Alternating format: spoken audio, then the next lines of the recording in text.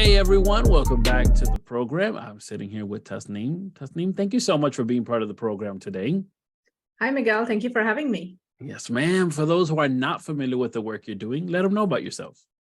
Well, I'm an authentic leadership coach, and I specialize working with introverts in helping them to step into their full authentic power so they can grow their career and lead powerfully.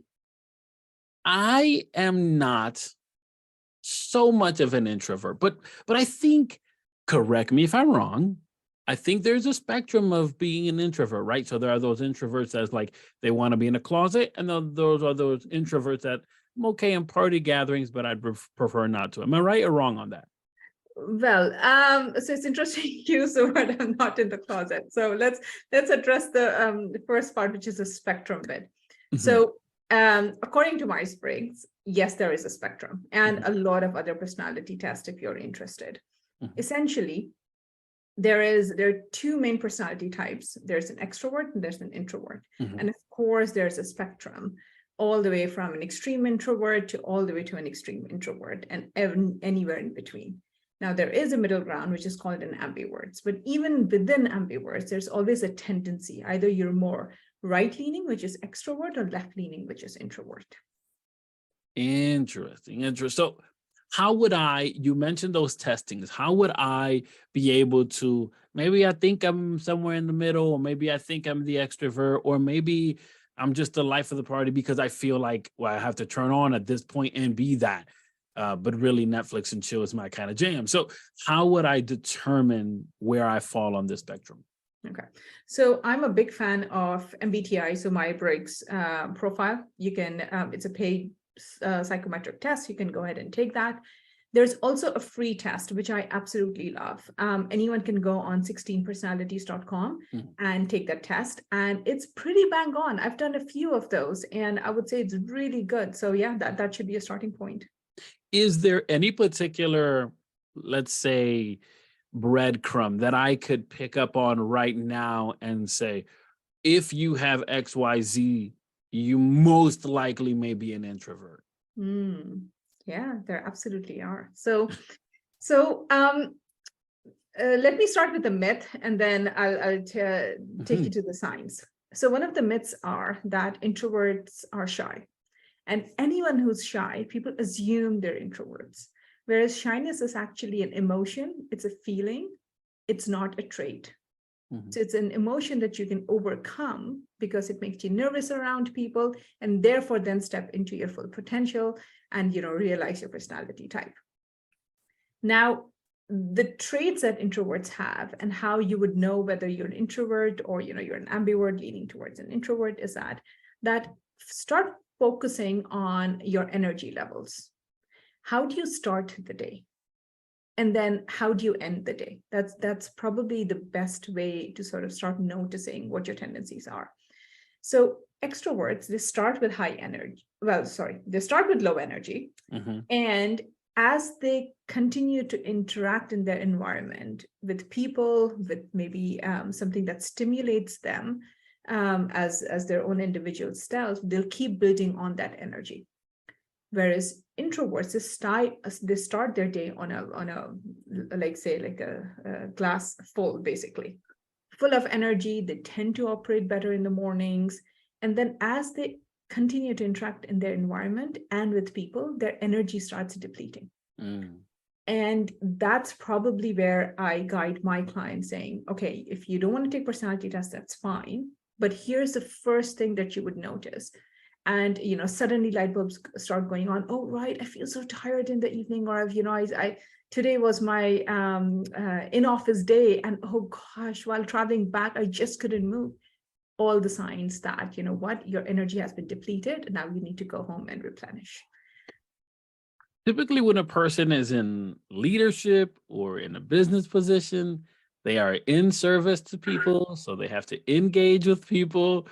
And so how do we manage to balance this? I'm an introvert. I'd prefer being alone, but I also have to service people. I have to lead people. How do we find, and obviously maybe that question is too broad because, as you mentioned, there's some pockets here that are specific. But is there any general strategy with reference to if you are an introvert and you find yourself in leadership, here's kind of how to balance these out, or at least a starting point? Okay. So another myth is that introverts don't like to interact with people, which is completely untrue. They do like to interact with people. The difference is, they cannot interact with people nonstop every single day. So as I said that, their energy levels get depleted. So there is a preference to recoup their energy and also be by themselves and do tasks that they can do by themselves. That, however, does not mean at all that they don't like talking to people, don't like socializing, don't being around them. So if you're in a leadership position, my advice would be, look, you're in a leadership position, you're in a prominent position, and there are people who are looking up to you. And therefore, there's certain, I would say, behaviors that you need to exhibit to motivate people, inspire them, and allow them to be their best selves. That's what a leader does. And therefore, you need to understand, how do you need to manage your diary? How do you want to, manage your meetings and interactions with people in a way that allows you to be your best self, and then also allows you to sort of step away and do your own thing by yourself? So, for example, you can have a lot of face-to-face meetings first thing in the morning. That's when your energy levels are high. You'll be probably your best self, whether, and that's face-to-face or over Zoom, however that works. And then what I would probably say is that, see how you feel. Perhaps you need a good lunch hour. You go for a walk, you do your lunch, and then, you're fine. But then for some other people, perhaps because they've had a full morning, they would prefer to put their heads down and work in the afternoon, and that's how it works. Now, the reality is that's an ideal world, right? That I only take morning meetings, and the afternoon I don't have any meetings. In reality, it really doesn't work that way unless you're the CEO, and even then, I don't think it'll work. And therefore, I think that it is all about understanding how, I'm looking for a word, a metaphor, but I can't think of any. So essentially, you want to know how fast you can go and how fast your energy levels get depleted. What do you enjoy? When do you enjoy doing it? And when are you best in that environment and to do that task? If you can figure those three things out, your energy level, what you enjoy doing, and how engaged or how best you are yourself, then you can start understanding, right, so I've got an important meeting, I need to interact with my team, let me schedule that first thing in the morning, because that's when I can be more dynamic and more myself, and I can really, inspire people. End of the day, maybe not so good, because it's been a long day, my energy levels will be low, for example, or I might not be as confident and inspiring as I would like to be. So I think it really, really starts with understanding yourself first. Once you start understanding yourself, what energizes you, what motivates you, how do you perform, then you can start understanding, how do you want to lead? What kind of leader can you be?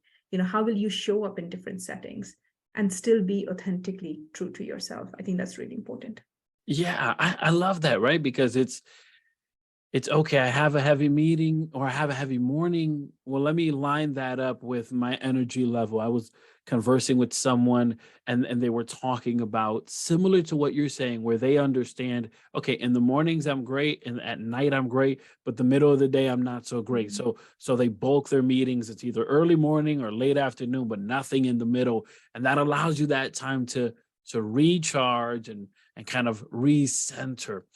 In the beginning of the year, Tasneem, many individuals, they either set New Year's resolutions, which is these goals that they're going to accomplish throughout the year, or they set a one word, and this one word anchors everything that they're going to do for the year. I'm curious, in that particular spectrum, where do you lie? Are you more of a one word person, or are you more of a goal and New Year's resolution person? So I'm just thinking, because I do set goals for myself, but I don't think that I'm the sort that if I don't achieve them, I'll be hard, because I know that there's, all right. So if I had to pick one, I would say I'm a one word person. Okay. If you were to be able to set up one word for your life, this one word that encompasses your entire life's work, what would that one word be? Oh. Belief. That's Belief in awesome. yourself, belief in the higher source, and believe in the people around you. There's a lot of power in that. Mm. For those who are connected, Tasneem, and they want to get connected with you, how could they do so? I would say reach out on LinkedIn. That's the best source. If you look up for Tasneem Ali, you'll find me. Yeah, I mean, I think LinkedIn is probably the best way. Or if you would like to directly get in touch to have a chat, you can email me at info@ferventliving.com. Awesome. Tasneem, thank you so much for being part of the program. Thank you, Miguel, for having me. I really appreciate it.